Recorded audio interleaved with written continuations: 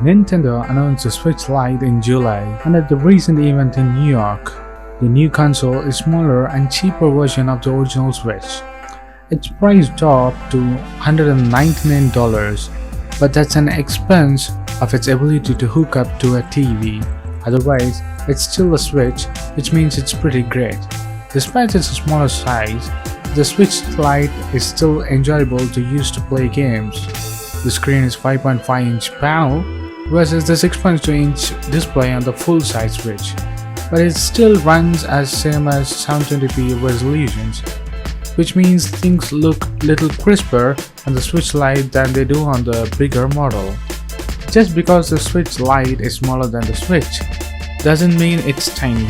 Compared to the iPhone X or the Game Boy Micro, the buttons in the joysticks are the same as one of the original Switch Joy-Con controllers, so it still feels like you're playing a regular Switch.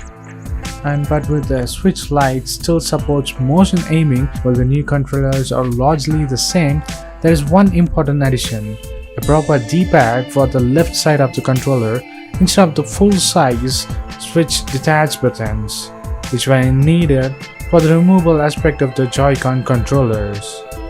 The battery life has also been updated. Nintendo says that the Switch Lite should be between 3 and 7 hours of playtime, depending on how hard you push the hardware. The overall hardware is excellent, which is expected from a modern Nintendo products.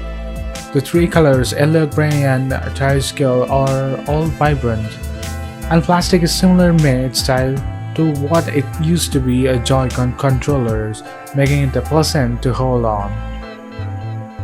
So the Switch Lite seems like a worthy spin-off of the original Switch that feels more premium than its budget price tag suggests.